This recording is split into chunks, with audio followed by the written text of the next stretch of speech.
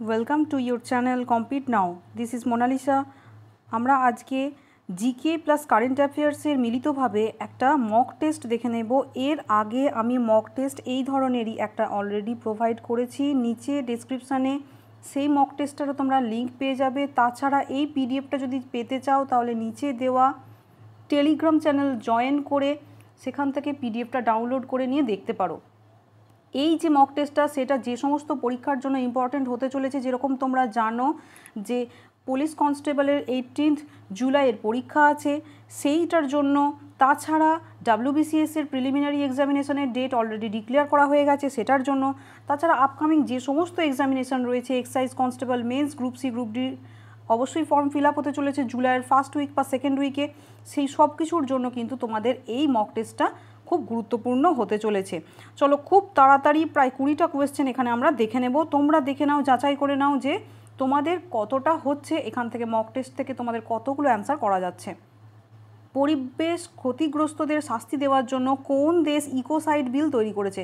প্রথম কথা তো বলবো সিআইডি, সাইড যখনই থাকে সিআইডি এটাকে বোঝানো হয় যে মানে যেটা হত্যা, আত্মহত্যা, যেমন সুইসাইড, সাইড মানে সিআইডি, সাইড মানে হচ্ছে হত্যা। এটা একটা কিওয়ার্ড ছিল, ইংলিশের জন্য তোমাদের ইম্পর্টেন্ট হবে। তো ইকোসাইড বিল তৈরি করেছে কোন দেশ সেটা দেখো, সেটা অ্যান্সার হবে ফ্রান্স। ফ্রান্স হবে কারেক্ট অ্যান্সার। এটা ছিল কারেন্ট অ্যাফেয়ার্স থেকে একটা কোয়েশ্চেন। নেক্সট কোয়েশ্চেনটাতে চলে যাচ্ছি, ব্লু নেচার অ্যালায়েন্স কোন ক্ষেত্রের সাথে সম্পর্কিত? দেখো অপশানস আছে কি, মহাসাগর সংরক্ষণ, মহাদেশ সংরক্ষণ বা তিমি সংরক্ষণ। তাহলে এই তিনটের মধ্যে দেখো তোমাদের এখানে একটা ন্যাচারালি একটা আইডিয়া আসবে, হয় দেখো মহাসাগর অথবা তিমি। তো তিমি মহাসাগরের মধ্যে কোনটা হবে? ব্লু জেনারেলি আমরা কোনটার জন্য ইউজ করি মহাসাগরের ক্ষেত্রে। তো মহাসাগরটা হয়ে যাবে এখানে মহাসাগর সংরক্ষণের ক্ষেত্রে, এই জন্যই ব্লু নেচার অ্যালায়েন্স তৈরি করা হয়েছে। নেক্সট কোয়েশ্চেনে চলে যাচ্ছি চলো, ইউকে দ্বারা অনুসন্ধান করা নতুন ডিজিটাল মুদ্রার নাম কি? নতুন যে ডিজিটাল মুদ্রা সেটার নাম কি? বিট ডলার নয়, ইউকে বিট নয়, সেটা হচ্ছে বিট কয়েন। এটাই হচ্ছে কারেক্ট অ্যান্সার, অপশান সি। এরপরে চলে যাচ্ছি, ওয়ার্ল্ড প্রেস ফ্রিডম ইন্ডেক্স 2021-এ ভারতের র্যাঙ্ক কত? এটা একটা খুব ইম্পর্টেন্ট কোয়েশ্চেন, তোমাদের আসতে পারে। দেখো 42, 32, 44, 12 যেটা আছে তার মধ্যে যেটা কারেক্ট অ্যান্সার সেটা হচ্ছে 142তম র্যাঙ্ক কি হয়েছে ওয়ার্ল্ড প্রেস ফ্রিডম ইন্ডেক্সে পেয়েছে 2021 সালে ভারতে। এরপরে যাচ্ছি চলো, নেক্সট যে কোয়েশ্চেন আছে, ভারতের শ্বেত বিপ্লবের জনক কাকে বলা হয়? এখানে তোমরা এই প্রশ্নটার উত্তর তোমরা আমাকে নিচে জানাও, কেন এটা খুব কমন কোয়েশ্চেন। কী কী অপশান আছে দেখো, ডক্টর ভার্গিস কুরিয়ানকে, স্বামীনাথনকে, মণিরতন সিংকে, ডক্টর বিকাশ রস্তোগিকে। কাকে বলা হয়? অপশান মানে কোনটা হবে, এ বি সি না ডি? কোয়েশ্চেন নাম্বার 1 লিখে এটা তোমরা অ্যান্সারটা নিচে বলো। চন্দ্রগুপ্ত মৌর্য শেষ জীবনে কোন ধর্মে দীক্ষা গ্রহণ করেন? এখানে তোমাদের উত্তর বলতে হবে কোনটা হবে। এখানে দেখো জৈন, বৌদ্ধ, শিখ, বৈষ্ণব। এখানে যেটা কারেক্ট অ্যান্সার হবে সেটা হচ্ছে জৈন ধর্মে, ঠিক আছে? বৌদ্ধ ধর্ম কিন্তু নয়। চন্দ্রগুপ্ত মৌর্য যিনি ছিলেন তিনি কি করে শেষ জীবনে জৈন ধর্ম অনুসরণ করতে শুরু করেন। এরপরের যে প্রশ্নটা রয়েছে, ক্যাবিনেট মন্ত্রীরা কার দ্বারা নিযুক্ত হন? দেখো ক্যাবিনেট মন্ত্রীরা কার দ্বারা নিযুক্ত হন, এক্ষেত্রে যেটা উত্তর হবে সেটা হচ্ছে কার দ্বারা। এখানে তোমরা একটা দিকে কনফিউজ হয়ে যেতে পারো যে বড় উত্তর দেখে একটা সুপ্রিম কোর্টের প্রধান বিচারপতি এরকম আমরা লিখে দিলাম, কিন্তু এটা নয়। প্রধানমন্ত্রীর পরামর্শে রাষ্ট্রপতি দ্বারা, মানে ক্যাবিনেটের যারা মন্ত্রিসভাতে তারা প্রধানমন্ত্রী তাদেরকে নিযুক্ত করবেন, কেবলমাত্র রাষ্ট্রপতিকে ইনস্ট্রাকশন দেবেন তারপরে, ঠিক আছে? বোঝা গেল? নিজে হাতে প্রধানমন্ত্রী নির্বাচন করবেন না, মানে তাদেরকে নিয়োগ করবেন না।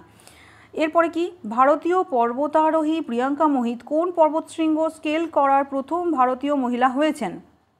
কোনটা উত্তর হবে দেখো, এটাও কারেন্ট অ্যাফেয়ার্স থেকে তোমাদের একটা question. Mount Annapurna will be the correct answer, Mount Annapurna, ঠিক আছে? নেক্সট কোয়েশ্চেনে চলে যাচ্ছি চলো। এরপরে রয়েছে, কততম সংবিধান সংশোধনীর মাধ্যমে দলত্যাগ বিরোধী বিল সংসদে পাস হয়? ইতিমধ্যেই তোমরা জানো যে দলত্যাগ করা এই অনেক কিন্তু রদবদল এটা ওটা হচ্ছিল।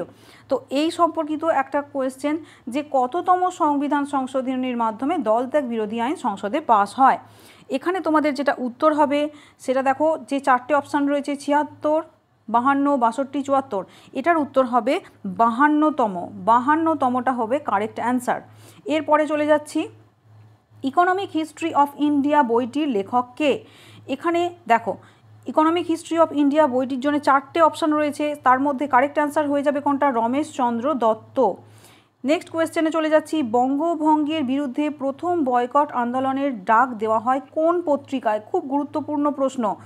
এখানে দেখো যেটা উত্তর হবে 4টের মধ্যে সেটা হচ্ছে সঞ্জীবনী। সঞ্জীবনী পত্রিকাতে প্রথম বঙ্গভঙ্গের জন্যে বিরুদ্ধে মানে বঙ্গভঙ্গের বিরুদ্ধে প্রথম বয়কট আন্দোলনের ডাক দেওয়া হয়েছিল, মানে বঙ্গভঙ্গ যাতে না হয় তার জন্য, রদ করার জন্য সঞ্জীবনী পত্রিকার ভূমিকা খুব গুরুত্বপূর্ণ।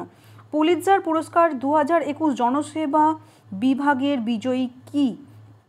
জনসেবা বিভাগের যে বিজয়ী সেটা হচ্ছে কি, সেটা কোন, যে 4টে পত্রিকা রয়েছে তার মধ্যে কোনটা? The new York Times. মনে রাখবে দ্য নিউ ইয়র্ক টাইমস, বিভিন্ন পরীক্ষার জন্য এটা কিন্তু ইম্পর্ট্যান্ট হতে চলেছে। দ্য নিউ ইয়র্ক টাইমস হচ্ছে যেটা বলা হচ্ছে কোনটা, যে জনসেবা বিভাগের জন্য বিজয়ী। নিচের কোন 2 ভারতীয় বংশোদ্ভূত পুলিৎজার পুরস্কার 2021 পেয়েছেন? দেখো এখানে আমি 3টে অপশান নিয়েছি, 3টে অপশানের মধ্যে তোমাদের বলতে হবে কোনটা। এর মধ্যে যেটা কোনটা দেখো, মেঘা রাজাগোপালন ও নীল বেদি, লিসা হেগেন ও আন্দ্রে জানুতা, ভার্নাল কোলম্যান ও লরা ক্রিমলাডি। তো এখানে যেটা কারেক্ট অ্যান্সার হবে, এমনিতেই দেখো যদি কোয়েশ্চেনটা ভালো করে দেখো, ভারতীয় বংশোদ্ভূত বলা হচ্ছে, তাহলে নামগুলো শুনে কিছুটা বোঝা যাচ্ছে যে অপশান ওয়ানটা কারেক্ট অ্যান্সার হবে। বোঝা গেল? তাহলে পুলিৎজার পুরস্কারের 2021 পেয়েছেন কোন কোন ভারতীয় বংশোদ্ভূত? এরা 2 জন। তো এদের সম্পর্কে চলো একটুখানি জেনে নিই। দেখো তোমরা দেখতে পাচ্ছ মেঘা রাজাগোপালনের আমি একটা ছবি নিয়েছি এখানে। ইনি পুলিৎজার পুরস্কারটি পেয়েছেন এবং কেন পেয়েছেন সেটা সম্পর্কে দেখো লেখা রয়েছে। ফর ইনভেস্টিগেটিং রিপোর্ট সম্পর্কে অনুসন্ধান করার জন্য তিনি পেয়েছেন।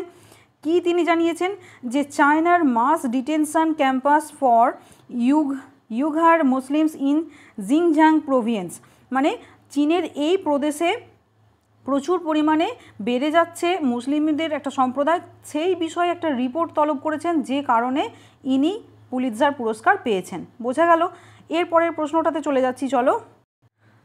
আসলে চায়নাতে একটা মুসলিম প্রজাতিকে ডিটেনশন করা হয়েছে, সেই জন্য এই পুরস্কার তিনি পেয়েছেন। সেই সম্পর্কে রিপোর্টটা তিনি সিক্রেট একটা ডিটেনশন করা বলতে বোঝায় যে আটকে রাখা হয়েছে, কিছু মুসলিম প্রজাতিকে চীনের একটি জায়গাতে আটকে রাখা হয়েছে, সেই সম্পর্কে রিপোর্টটা তিনি খুঁজে বার করেছেন।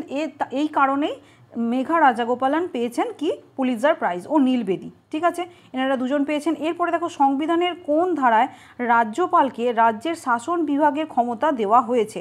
কোন ধারায় দেওয়া হয়েছে? 4টে ধারার কথা বলা হয়েছে। এখান থেকে তোমাদের অ্যান্সার বলতে হবে যে কোন ধারায়। এখানে যেটা কারেক্ট অ্যান্সার হবে 9এর কোয়েশ্চেনটাতে, সেটা হচ্ছে বি, 154 নম্বর ধারায়। 154 নম্বর ধারায় বলা হয়েছে যে রাজ্যপালকে রাজ্য শাসনের বিভাগের ক্ষমতা দেওয়া, এই ধারাটা আছে 154 নম্বরে। এরপরের কোয়েশ্চেনে চলে যাচ্ছি চলো। পিসি এর পুরো কথা কি? যেমন জানো তোমরা যে বিভিন্ন এক্সামিনেশনে কিন্তু এই ধরনের ফুল ফর্মসগুলো আসে, কম্পিউটার রিলেটেড ফুল ফর্মস আসে, সেগুলো সম্পর্কে আমি তোমাদের অবশ্যই কোনো ভিডিওতে বলে দেবো।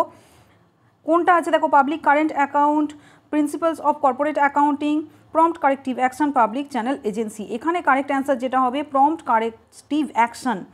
এরপরে দেখো একটা প্রশ্ন আছে যেটাকে আমি তোমাদের বাংলায় কনভার্ট করে বলে দিচ্ছি। Which Mughal ruler had higher number of Hindus as mansabdars than Muslim under his administration, মানে নিজের শাসনের মধ্যে মানে মনসবদারের সংখ্যা বেশি ছিল মুসলিমের তুলনায়, হিন্দু মনসবদার তার বেশি ছিল কোন রাজার শাসনে? তো এখানে যেটা কারেক্ট অ্যান্সার হবে, ভুল করে আকবর করবে না, এখানে যেটা কারেক্ট অ্যান্সার হবে Aurangzeb will be the correct answer. ঠিক আছে, এরপরে দেখো সাফি লাংফি, এ ট্র্যাডিশনাল টেক্সটাইল ফাইবার, এটা হচ্ছে এক ধরনের তন্তু, জামাকাপড় তৈরি করার তন্তু। এটা কি হয়েছে? জিআই ট্যাগ পেয়েছে। এটা কোন স্টেট থেকে, কোন রাজ্য থেকে পেয়েছে?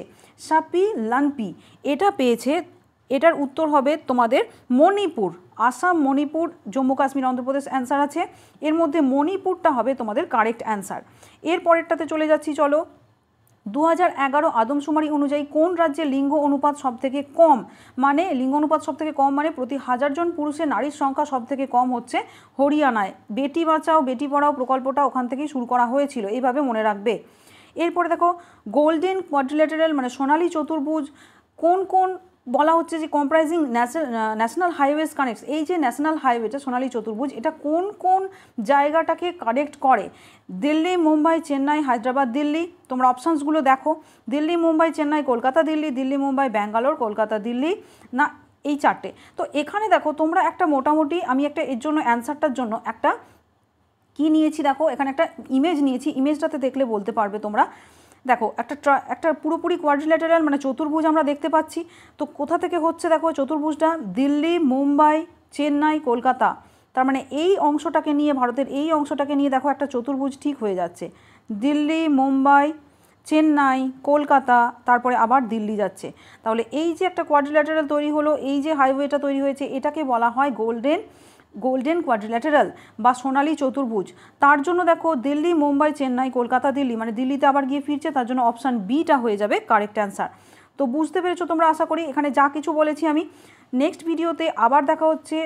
আর তাছাড়া এর সঙ্গে তোমাদের ইংলিশের একটা মক টেস্ট আসছে খুব শীঘ্রই।